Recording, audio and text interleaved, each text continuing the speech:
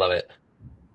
I I think that'll be really fun to get into as I mean, there's a lot of different dynamics of this topic, just as evidenced by the type of challenges that folks were sharing, and as I'm sure, as you were assembling the different presentations, there's so many different elements of how this impacts the role of being an engineering leader. So I think there's going to be a lot of really exciting things to get into. It looks like we've got a couple folks joining us. Looks like we've got Maya just joined us, Divya's here, Franklin, Liz, Trevor. Welcome, everybody. I can see a few of you turn your camera on. We're going to be hanging out for a second. We were talking about a couple questions, so would love to invite you up to share with us. One, say hi and what you're excited to learn and get into. And then I kind of there's a fun question of like, what's the longest build time you've ever had to wait for? And the bonus is if you share what you had to do in the meantime, or what did you do in the meantime? So did you get a snack? Did you go and read a book? So would love to get a sense of what are you interested in, and maybe how you spent your time in one of the longest build times of your life. I don't know if anybody's got any fun stories to share.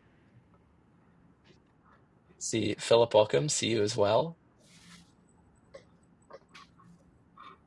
Liz, why don't you jump? I'm gonna volunteer Liz because I know her. We're friends. So, hey Liz, what are you excited to learn? I think there's a mute button in the bottom if you can hear me. Sorry. All Can you good. hear me? I feel like I'm a little choppy, maybe.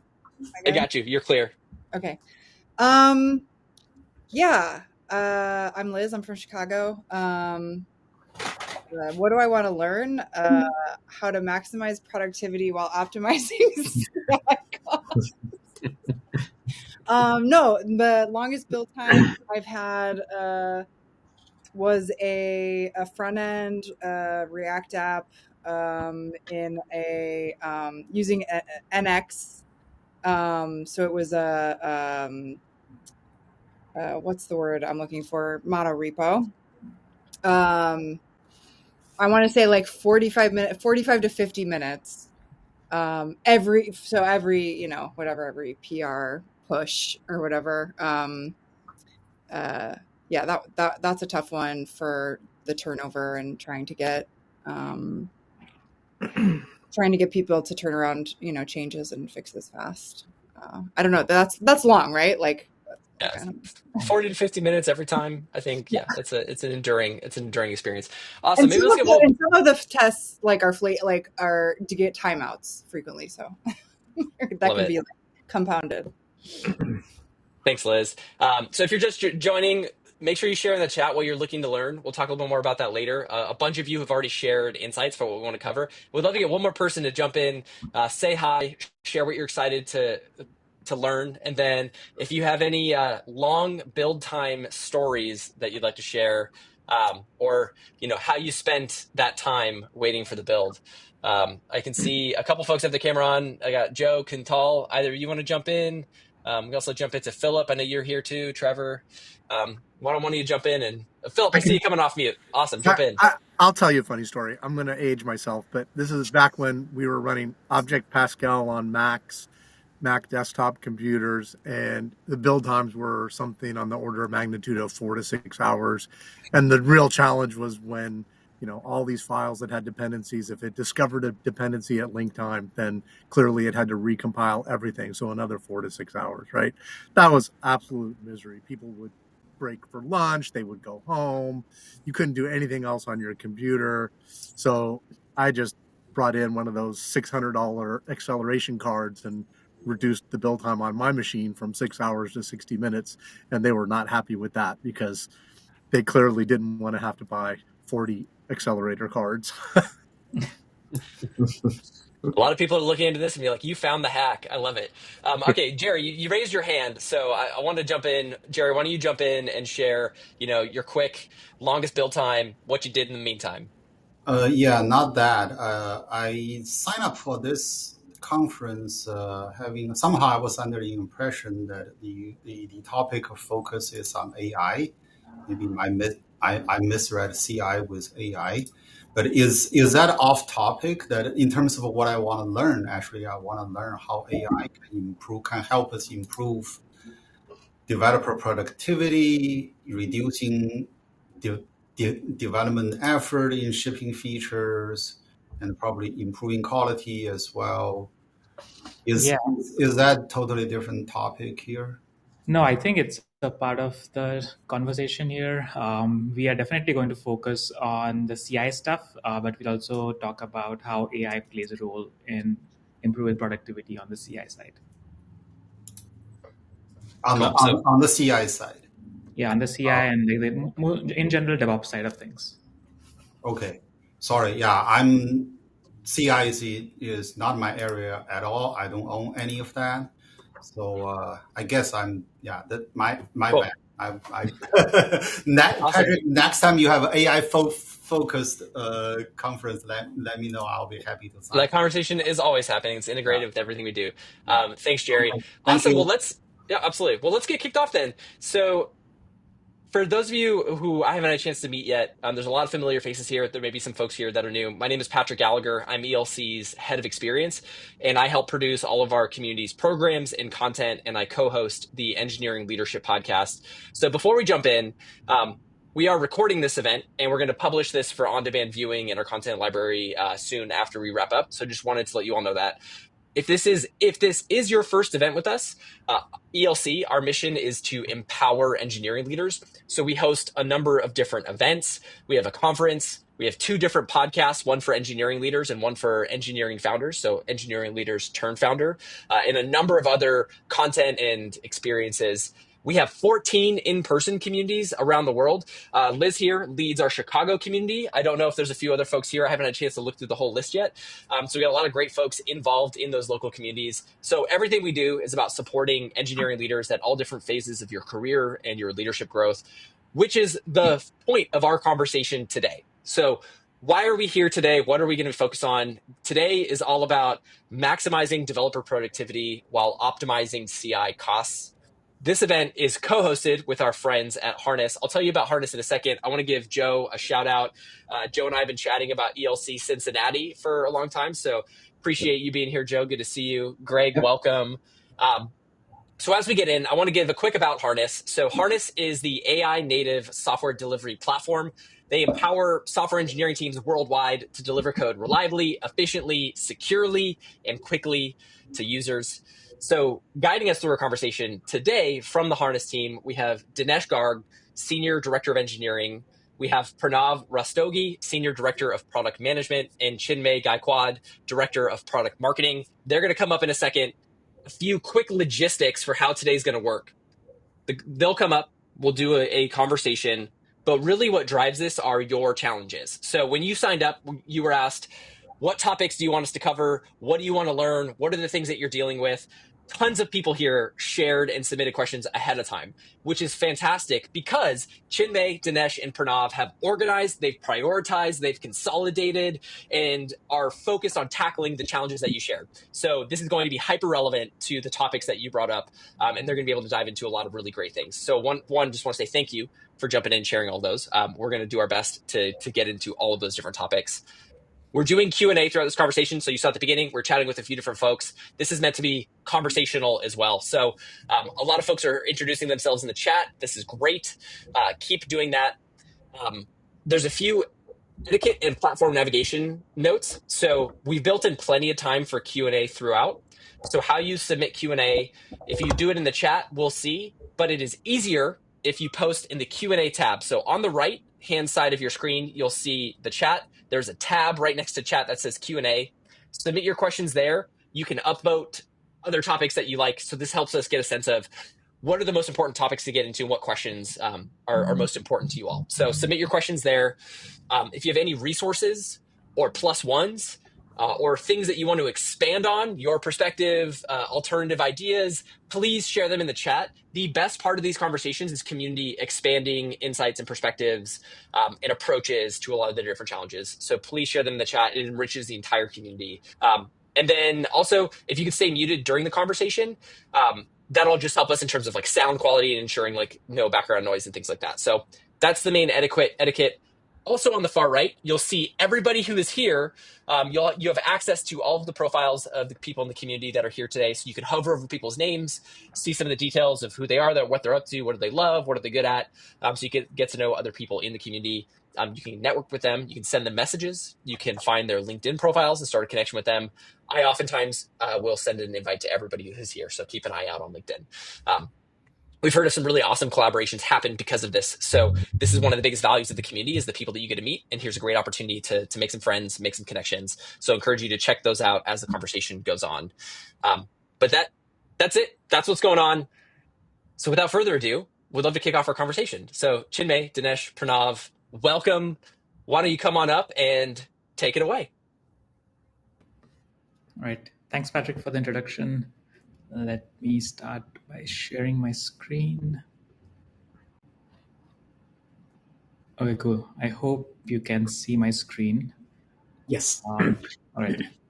So let's get started. So I'm excited to be here and talk about this topic because from my interactions with a lot of people in the DevOps world, this is a super relevant topic for any organization that produces software. As Patrick mentioned, please put in your questions and comments in the chat. We really want to make this as interactive as possible. We'll try to get to every question and comment by the end of the session. So let's get into it. So as Patrick mentioned, we wanted to keep this as relevant to you all as possible. So I went through the answers for the questions that you all submitted and then basically categorized them into 5 different themes. The first one being pipeline efficiency and developer speed, which is extremely relevant and almost the topic of this webinar. The second one, interestingly, was test optimization and quality assurance. A lot of you are facing hurdles in testing and QA, so we'll probably touch on that as well. And then scalability and infrastructure challenges. CI is a very infrastructure intensive process, so definitely seen a lot of challenges around that too. Cost management, whenever developer productivity and infrastructure is involved, there is cost problem involved as well. So we'll touch base on that too. And then interestingly, the last one was cultural and skill-related challenges. So we thought that we'll try to figure out how to talk about those. So Dinesh basically is leading an engineering organization at Harness. So he'll be very relevant to talk about those cultural and skill-related challenges. So with that, so we'll get into exploring the challenges. So we'll double click on each of the challenge and see where are some opportunities to optimize them. We'll try to get to the root cause of every challenge. I know this is only a 45-minute or an hour-long session, so we'll try to cover as much as possible. We'll also share some best practices that we have seen over the years from our customers and what we have implemented. We've gone through this process internally as well, so we'll share our experience on how we did it, and then we'll also get into the question and answers section of the webinar. Okay, so I've been talking about we a lot, so I'll give a chance to the rest of the webinar hosts here. So Pranav, why don't you say a few lines about yourself and how you have been working in the DevOps space and how long? Oh gosh, how long is too long of a question? No. But I've been a developer at heart. And before Harness, I was at Microsoft, sort of leading a lot of initiatives around developer experience, developer productivity, including some of the products around Visual Studio, VS Code, and some of the cloud services. And then Harness essentially been leading a product around on CI. So developers' frustration is sort of core to my heart. And I see some comments also, people would come out with Nerf guns. I would sort of attest to that. So would love to sort of, looking forward to this conversation on these 5 key areas. Dinesh? Yeah, hi everyone. I'm Dinesh. I lead engineering for our CI product at Harness. I have been dabbling with DevOps for over a decade now. I was at Informatica where we built out the next gen platform, and then that was the time when I really understood the pains of CI/CD processes. And when the opportunity at Harness came along, I was excited to come join Harness and solve these problems firsthand. Excited to talk to all of you guys and learn what are the pain points with your CI/CD processes and how we can help you. Thanks, Dinesh. And I'm Chinmay. My title is product marketing, but I'm a developer by training. And when Patrick asked the question about build times, I was recollecting my experience with build times. And I was like, I live in New York. So in my earlier apartment, we did not have washer dryers. Washer dryers are not that common in New York. So whenever I had a build kicked off, I used to actually go down and kick in my washer dryer, and that cycle used to complete, and then I would come back, and that would be like the perfect time for my build to finish. So that was my experience with build times. All right, we talked about Harness. Patrick kind of gave an introduction about Harness, so I won't go over this a lot, but in general, Harness started off as a CD company, and then it expanded into different products in which touch different stages of the SDLC. So DevOps at core, but we also help with developer experience, secure software delivery, and also cloud cost optimizations. And then we have AI infused across the SDLC as well. We'll touch a bit about that later. Okay, so let's get into the challenges. So as most of you might be aware, and what we have seen when we did a survey with a few companies, that most of the developers are actually spending only a quarter of the time in coding, and the rest of the time is spent in non-coding activities. And these non-coding activities are actually very important, but we feel that developers are still spending a lot of time in those activities, and they should not be spending as much time. So that's where we are trying to figure out, like, how can we optimize the build and test side of the things, the security side of things, and stuff like that, so that developers spend more and more time in coding and doing innovative work. And as you know, if you increase coding velocity, you also decrease the costs of the product overall. So that would be really helpful. Let's get into some of the surveys that we did and some of the surveys that some of the companies in the industry did. So as I mentioned before, 50% of the developers are spending less than half of their workday coding. And even more, 27% of the developers are actually spending a lot of time for build and test to complete, which can be a frustrating experience, as we've seen in the chat. So definitely a relevant problem. And also on the flip side of things, on the DevOps team side of things, 25% of the DevOps teams are actually maintaining just the legacy systems that they have and a lot of technical debt that they have. So that's a lot of time wasted in just maintaining legacy systems. And even 1/3 of the DevOps teams are actually working on manual tasks than actually being productive. So whenever I've talked to a few of our prospects or customers, they say that maintaining servers or maintaining legacy Jenkins is really hard, and they spend a lot of time on that, and they don't actually focus on pipeline optimization. Even in testing, we have seen a lot of issues. So essentially running all the tests, even if there is a line code of change, takes a lot of time. If you have a test suite that consists of thousands of tests, it can take hours, as you all know. And then most of the times it's also running redundant and irrelevant tests. And some of these tests can also be flaky, so the reruns get very expensive. And I know, Pranav, you have dealt with testing issues throughout your life, as well as while talking to customers. Do you want to expand a bit more on the testing side of things? Yeah, so like, I think as most of you folks have mentioned in these threads also, right? Like the large part of the build process is around tests, and there's multiple aspects of running a test. There's like A, the tests take a very long time, and B, tests are flaky. And often enough, what happens is if your build infrastructure itself is flaky, then if builds fail, then you have to rerun sort of your entire test. And what we have seen with a lot of our customers essentially is now developers are just spending time just waiting. And it's a compounding negative effect where, the first build take 2 hours, now it failed, you resubmitted it, it's going to take 2 more hours, now it's been like 4 hours since the developer raised a pull request, and they've not been able to sort of merge it. And that context switching essentially is a cognitive overload for developers to then come back to the task that they were doing essentially. So the more we can sort of reduce these build cycles to be like as quick as possible, so you get instant feedback, the better the productivity developers can have as well. And then the same problems exist around software artifacts or artifacts required for build. As we know, most of the companies are moving to ephemeral build environments, which does have its own benefits, but it also comes at a risk of increasing build times. So these are some of the examples of what is required for every build. So code is definitely required, software dependencies, build tasks if you're using Gradle, Maven, or Bazel, and then also if you're using Docker, then Docker layers need to be rebuilt. So some of these areas are in areas for optimization, and we can definitely try to focus on how we can optimize or cache some of these so that they don't get rebuilt every time we kick off a new build. Anything to add here, Pranav?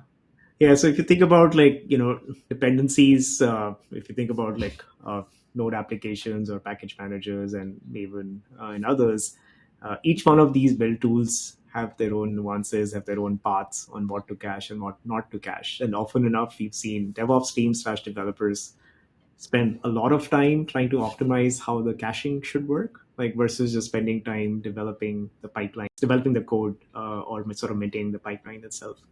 And a lot of it sort of can be automated and it can be intelligently sort of detected as well. And so the more caching we can do across the board, just from a process perspective, the better the chances are that your builds will be faster, as well as ensuring that you're compliant with your security posture as well. Because often enough a solution is like just have the VM running all the time, but that also sort of increases the risk because now the software is not being updated, the builds have been there forever, the machines have been there forever. So caching gives you sort of the best of both worlds, where infrastructure can be ephemeral, and then you can cache and restore and only restore the part that has not changed. Yeah, and I think one more thing to add there is that if you do not have ephemeral infrastructure, it also leads to a lot of flakiness from an infrastructure standpoint, where you kind of manage the setup and tear down of your build after you are done. And sometimes if you have issues with that, the machine could be left in an inconsistent state, and then you have a plethora of builds that are coming after which start failing or are flaky as well.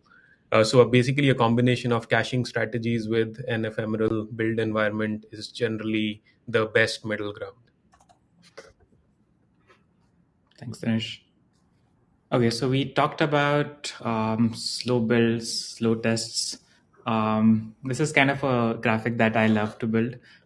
So on the top side, you can see what are the different metrics that organizations generally measure. So time, cost, people, and dissatisfaction. So as we have seen with build and test, we already have some of the time, extended costs, dissatisfaction. But then there is also governance and security that needs to be baked into this. So essentially, lack of standards around governance, or lack of audit trails or policy enforcement and stuff like that, which adds to a lot of dissatisfaction. And then finally, we also have metrics analytics part of things, where if we don't measure how our builds are doing, then it becomes really hard to improve on them, and that causes a lot of dissatisfaction as well. This is what we have seen across our customer base or across the user base that we have been talking to. We've touched a bit on the build and test side of things. Let's talk about how we can improve some of the governance and policy enforcement side of things. So generally what we have seen is whatever CI product you're using or whatever tool you're using, if your platform, DevOps platform, has these three capabilities, OPA, RBAC, and audit trails, they generally help with a lot of governance and policy enforcement sort of things.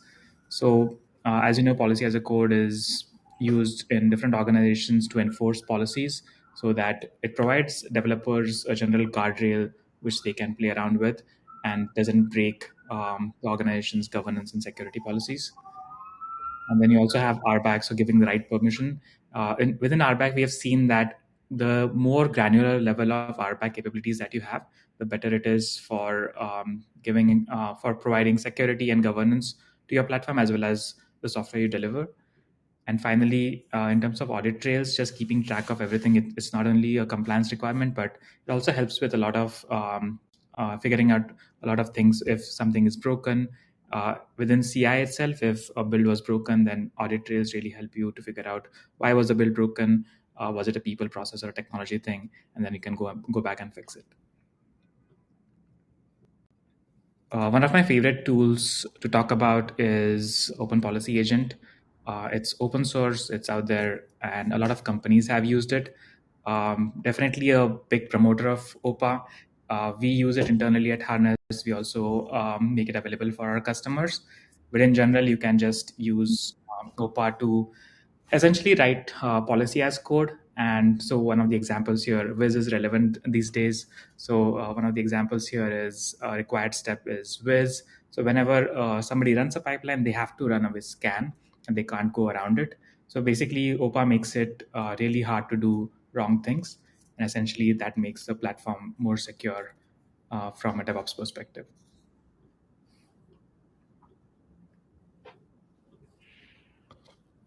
Okay, let's talk about infrastructure. One of the main challenges mentioned was also infrastructure and the cost of infrastructure. So for a CI tool, there are 3 options to run their builds on. One is self-hosted on premises. The second one is self-hosted on cloud. And then hosted by a CI vendor like Harness or GitHub or GitLab. There are pros and cons for every one of them. Pranav, you have dealt with a lot of build infrastructure, and you've dealt with a lot of customers and users who use self-hosted as well as Harness hosted. Do you want to touch a bit about the pros and cons for each one of them? Yeah. So for self-hosted on-prem, like, you already have capacity allocated, budget allocated. The hardware is there in your sort of data center.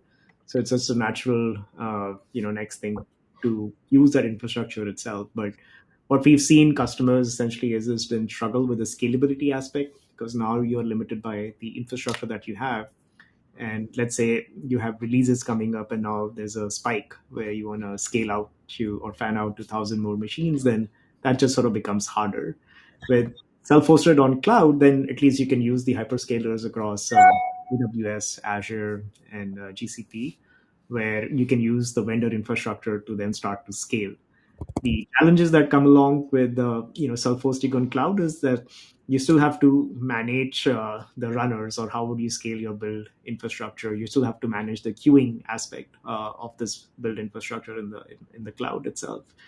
And the third option is hosted by a CI vendor, where it essentially becomes a managed service where the vendor would provide you with the service to run the infrastructure and scale the infrastructure. And I think they're sort of while it's sort of easy to use, most of the customers tend to have like stringent compliance requirements. And as a best practice, it's always good to sort of validate what the vendor can provide. Like, how would you connect from the hosted infrastructure to your internal, Artifactory repositories, code bases, or any other sort of testing tools that you have.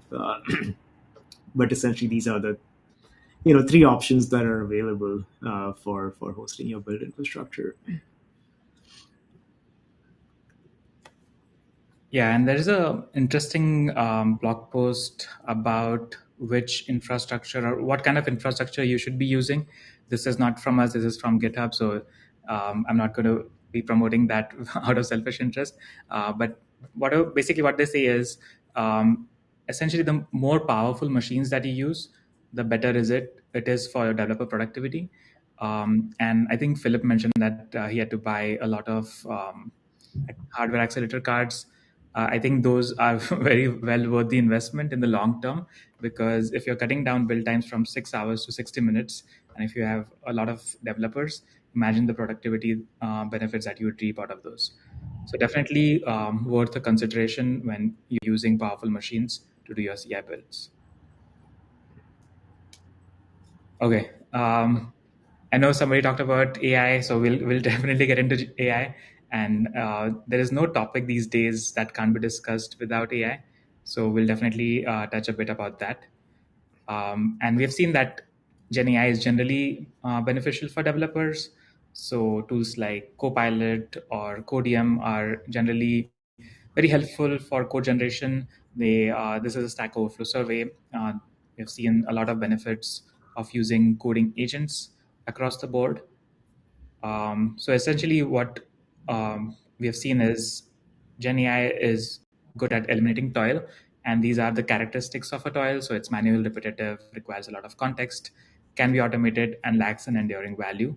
So as you know, all of these characteristics are also applicable throughout the SDLC. So these are definitely applicable for build, test, and deploy phase as well. And if you're more interested in learning about the toil and the stuff like that, there's actually a really good handbook by Google called the SRE handbook. I highly recommend reading through that. It's a great read for somebody who is in the DevOps space. Okay, so let's talk about toil on the build side of things and where Gen AI can actually be super helpful. So pipeline creation and debugging failed pipelines are a couple of things where Gen AI can be really helpful. So as you all know, Gen AI is really good at reading code. So creating a pipeline out of for a particular developer just by using natural language would be an extremely powerful use case for Gen AI. The other use case for Gen AI would be debugging pipeline failures. So AI can actually go through all the logs and take out the manual process of a developer or a DevOps engineer going through all the logs and figuring out what the failure was. And on top of that, it can also recommend steps to fix the pipeline essentially. On the testing side, I know testing is not the most favorite job for a lot of developers out there. So there are a lot of use cases for testing, some of which we have seen and we are exploring are around creation of tests using dynamic data, maintaining tests, be it UI tests or unit tests, running the relevant tests. So just running tests that are applicable to a code change. And then on the security side of things, Gen AI, a lot of companies use Gen AI for vulnerability explanation as well as remediation. On the deploy side of things, it's similar to the build side of things where you can debug pipeline failures. But on top of that, you can also verify deployment status. So essentially, if you have certain criteria for a deployment to be successful or not, you can actually just input that and Gen AI can actually verify if the deployment status is correct or not. And in that case, if it's not correct, it can do an automatic rollback. So yeah, I think someone posted in the chat, how do you balance between speed, security, and reliability? We do agree that it's hard to do all of these correctly, but we do feel that it can be done correctly. So, and one of the things that we wanted to share was our experience doing this entire process internally. But before we get into that story, I just wanted to give a context around what happened and how Harness was started. So as you can see, Harness was started as a CD platform, a continuous delivery product in 2018. And then when we were using Jenkins back then, and we saw a lot of problems around Jenkins, and that's when we decided to build out a CI tool and then try to make sure that whatever failures or problems that we see with Jenkins can be mitigated with our product and even offer more. And then after that, the portfolio just got extended, but I won't go into that right now. Let's get into how we saw our Jenkins experience to Harness CI. And this is where I think, Dinesh, your experience would be really valuable. Sure. Yeah, happy to dive into this. So first of all, my story is not as jazzy as weeks to hours, unfortunately. But we definitely went from hours to minutes at Harness when we moved from Jenkins to Harness CI. Like many companies, we started with Jenkins when Harness was started. And we are doing 4,000 builds a day. Median build times were super high, around 2 hours, primarily coming from our suite of backend tests that we used to run for every PR.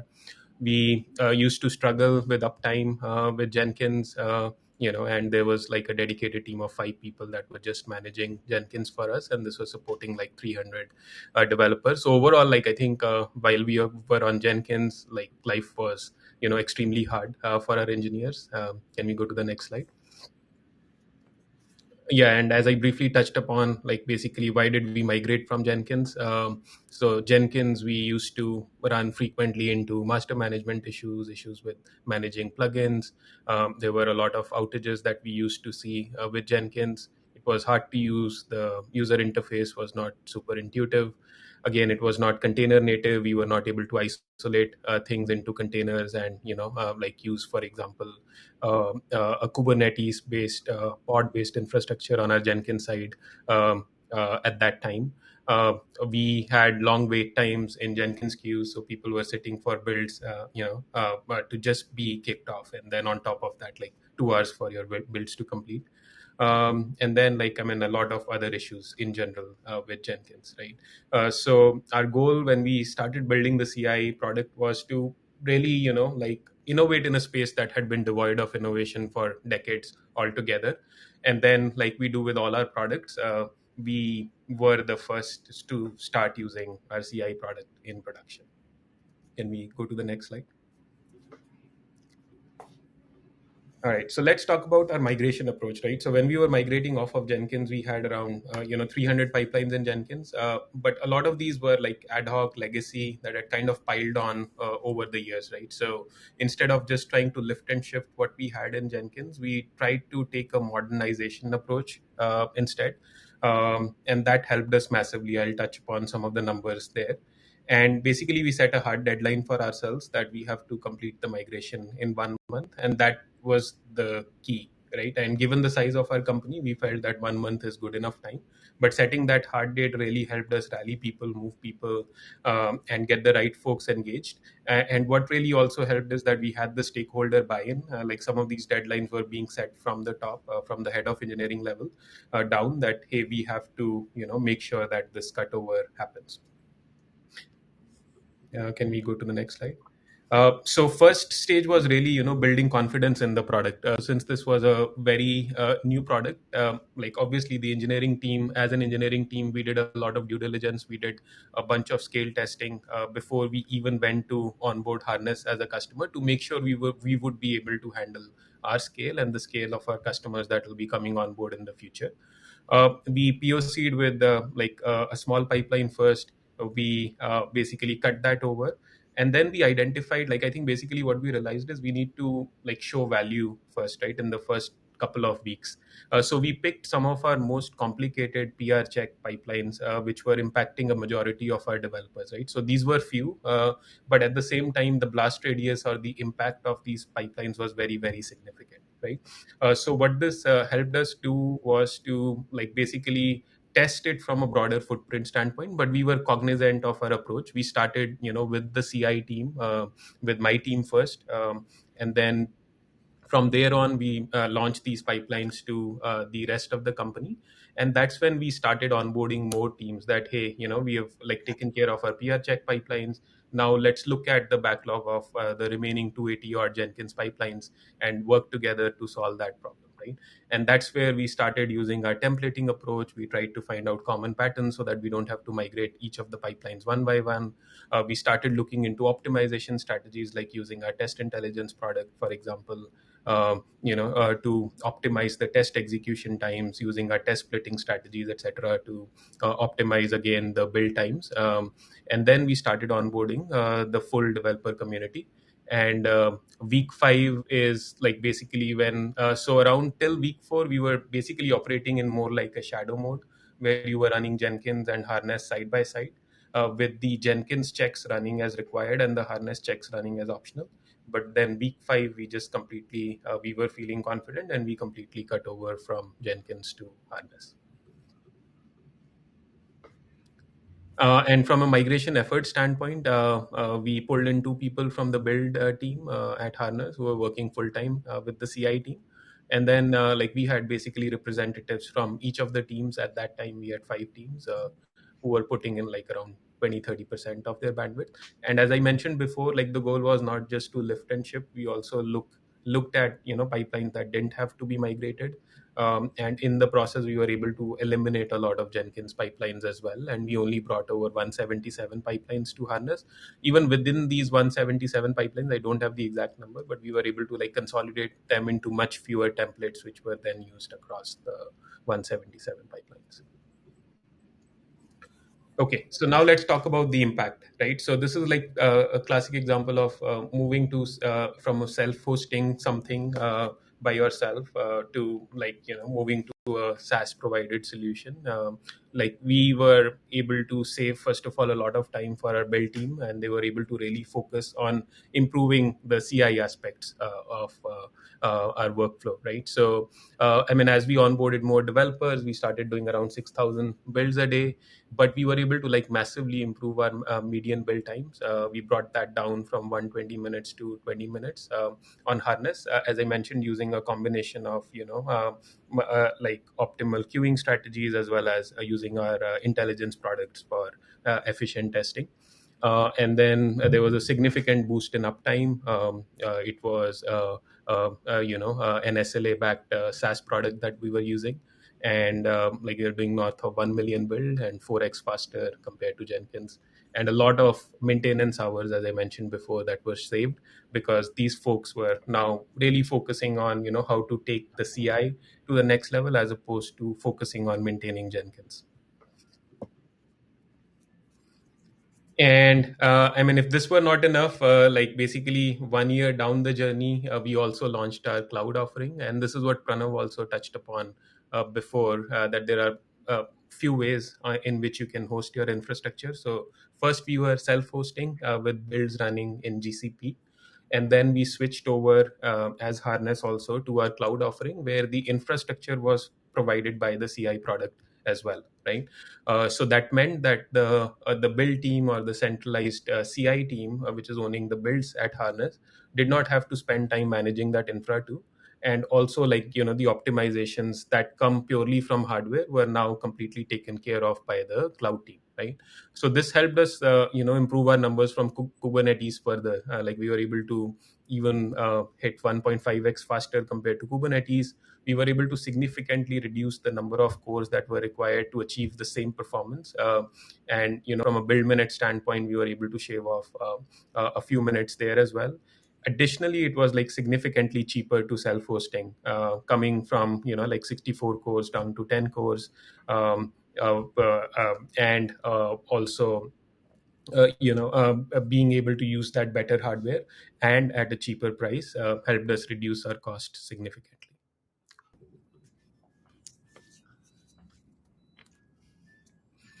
Yeah, I think we can probably just skim through this quickly. So this kind of paints the picture of before with Jenkins, then when we self-hosted, how were we able to improve from there to when we moved to our cloud offering. So kind of savings across the board, from build times to infrastructure costs to FTEs that are having to spend time on maintaining the infrastructure, as well as happiness when it comes to our developers, where they do not have to wait for their builds to complete for a very long time.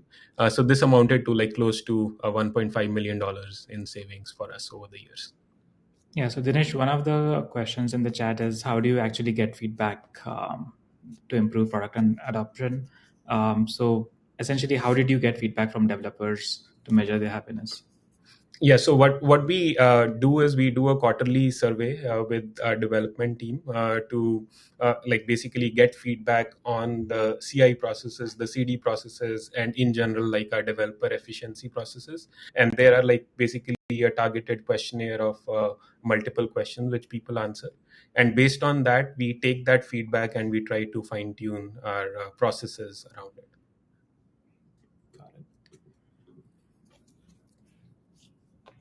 Cool. So I think as an end result of it, we have seen like, developers are happier, the friction is less. And obviously from a business standpoint, we have been able to save a lot of money as well. Like one of the quotes that I like to share, which we get from our head of DevOps at Harness, is that, the thing that he loves about Harness CI now with cloud is that he doesn't have to worry about it at all. Right. So if you do not have to worry about something at all, that's like a massive testament coming from someone who leads DevOps. So yeah, it massively improved the productivity of not just the development team, it also improved the productivity of our DevOps team.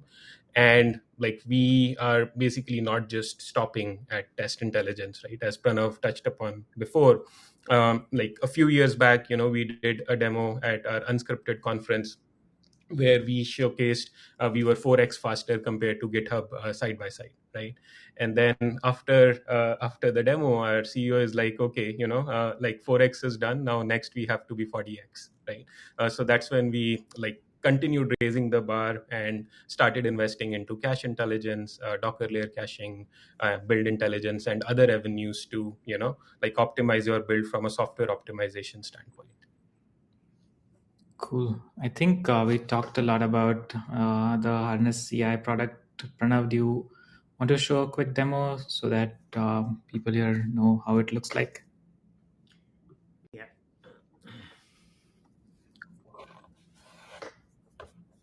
Shima, let me know if you can see the Harness product. Yeah, you can see it. So just to orient folks, this is the Harness portal, and you can create like lots of different pipelines across and perform lots of different actions across the SDLC. This is the pipeline, which is a canonical example of how a build would happen, where you would clone the code base, you would compile the app, you will run all the tests, and then you'll publish the artifact to the repository. And every execution of this pipeline, like we've saved about 15 minutes, which comes with these savings come from different features which are automatically enabled in the platform. With cache intelligence, we only restore the dependencies when needed. Build intelligence, we cache the build tasks between builds. So in this case, only like the 126 tasks of the 629 tasks were restored, so they were 20% savings. Test intelligence decided like not to run any tests because of the code that was changed, so there were a lot of time savings over there. And then with Docker layer caching, we restored like 9 out of the 18 layers from the cache. So a lot of these improvements helped us save 15 minutes into this pipeline. And this pipeline was also running on Harness Cloud, which is our managed offering from a build infrastructure perspective. So through a combination of investments that we have done from a hardware perspective and all of the intelligence that we've added has helped us, to meet our goal of speed, reliability, and security, and then sort of strike that good balance. You saw with the GitHub Actions blog post, the recommendation was to scale up to more hardware, and then you have to pay more. But with Harness, that's not the case. You scale down to the cloud offering, and we'll manage the infrastructure and pick the best infrastructure. And you saw that from our learnings from Dinesh also, that we were able to size down from 64 cores to about 4 or 10 cores. And then to help engineering organizations measure the efficiency of the organization or the productivity of the organization, there are different form factors available, and we've now sort of built these out-of-the-box dashboards where engineering leaders can see what is the health of the DevOps organization, and health can be managed from 3 different aspects. One is the cost aspect, where you might be thinking about switching from your current CI/CD provider to a different one. And there's always the perspective from a finance organization, like why switch? And this helps you sort of realize the benefits of Harness Cloud versus the other competitors. In this case, builds were 7 times faster and ended up about 12x cost savings with Harness. So that helps you sort of visualize or sort of see what is the cost implication of moving from one system to the other. And then you can also measure the efficiency of the organization, like as developers are checking in, like how many builds are happening, how much of the build time is getting reduced for all of these builds. And so that helps you, like a lot of questions were around like, how do I reduce my build time from hours to minutes? How do I scale to 1,000 machines? Like how do I fan out, and how do I do it in a cost-effective way? And the last one was around test, where a lot of us have test suites running, and test suites run for a long period of time. They tend to be flaky.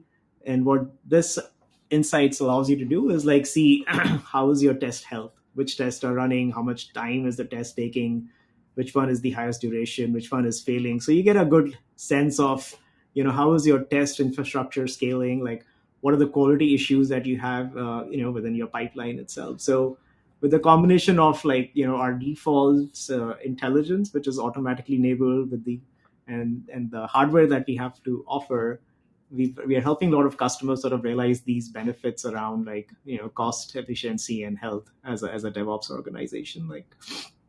While you have the demo up, can you also show the declarative pipeline, the YAML format? Yeah, so Harness supports both modes, so you can drag and drop, or you can also have the YAML, which is also checked into your source code repository as well. Awesome. So you can either compose pipelines through a visual experience or through a declarative YAML experience. Cool. Thanks, Pranav. All right. Let me go Over to you, Chinmay. Yeah. I think we talked, Pranav actually covered a lot of this. So from an optimization perspective, what we think about is software optimizations and hardware optimization. On the software optimization side, we think about how to run tests much more efficiently, which tests to run.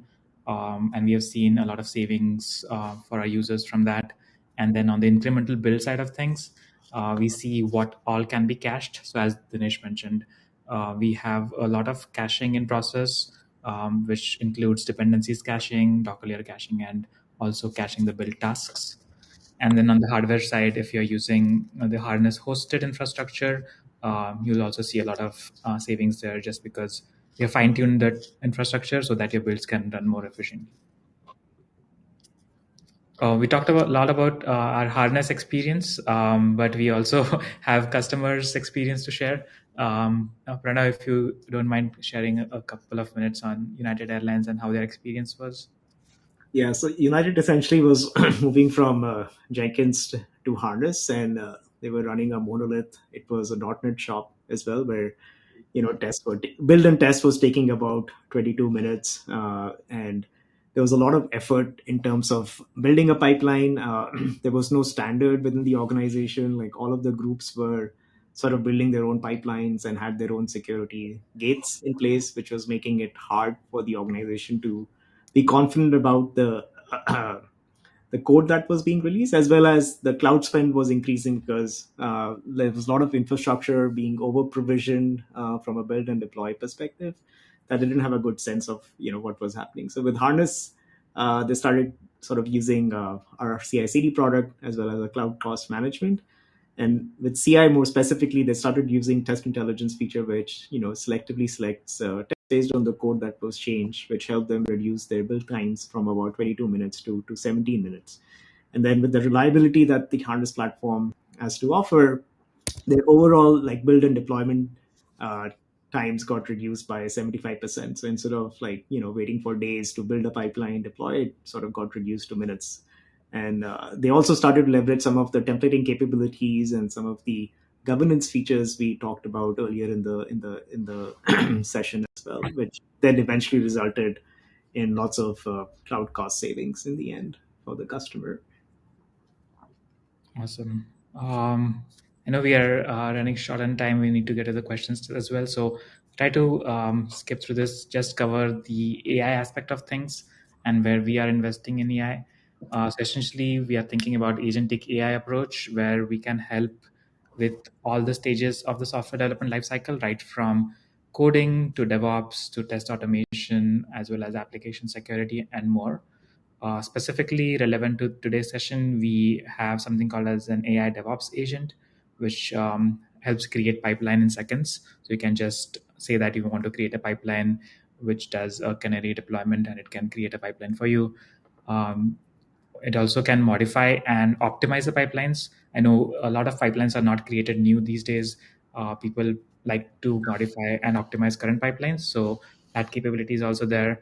One of the most used feature is actually diagnosing failed pipelines, even though failed pipeline numbers are less, but people don't like to go into the logs and see which ones, what is causing the failure. So just using AI for that has helped a lot of our users as well.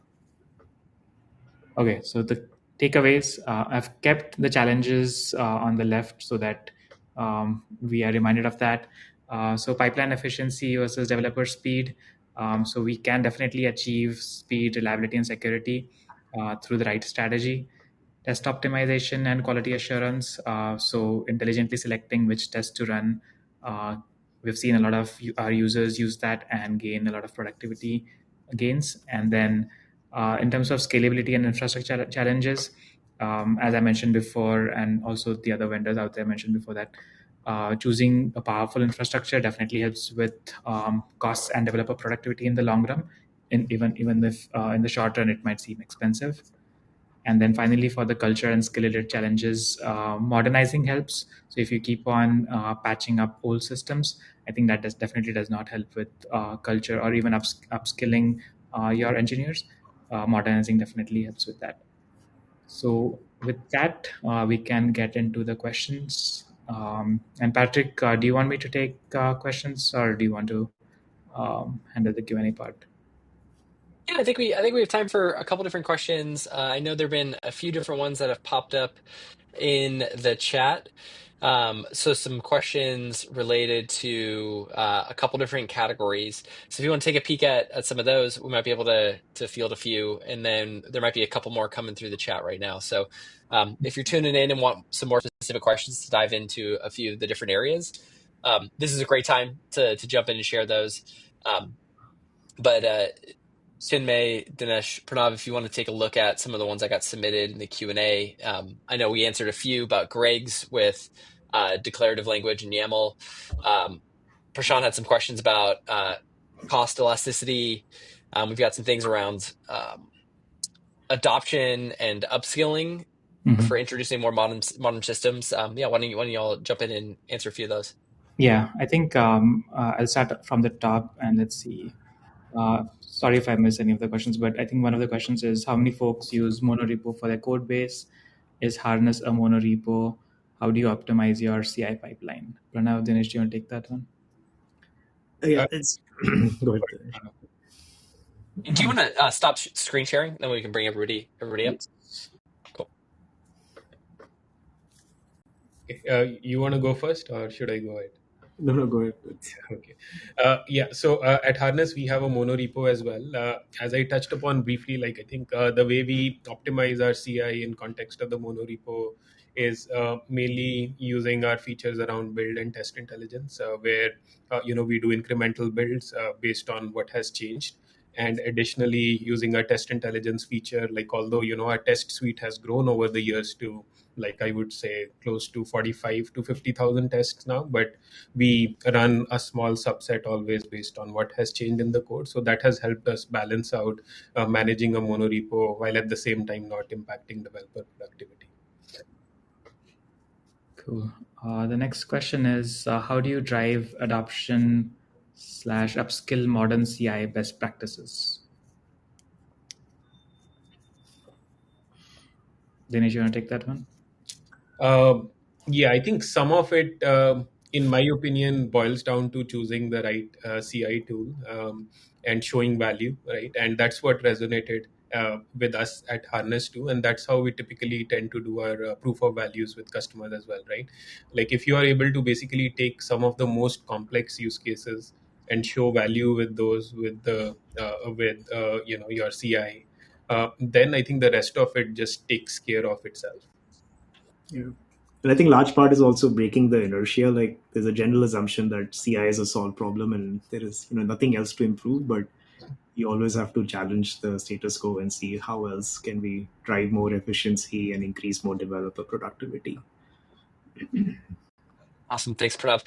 We're gonna jump in. I'm gonna jump in real quick, Chinmay. I want to ask you three to share maybe one final thought or takeaway for folks as we wrap up. But before everybody leaves, I wanted to also share a couple announcements. Number one, if you want to learn more about Harness, or if you want to book a demo and dive deeper to some of the tools and platform, there's a link in the chat that you can click into. If you're also like, how do I get more involved in ELC?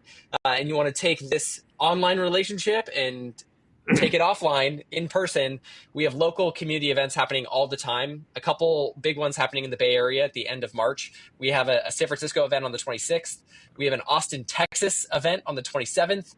We have a South Bay, Silicon Valley event on the 9th of April, and then New York City.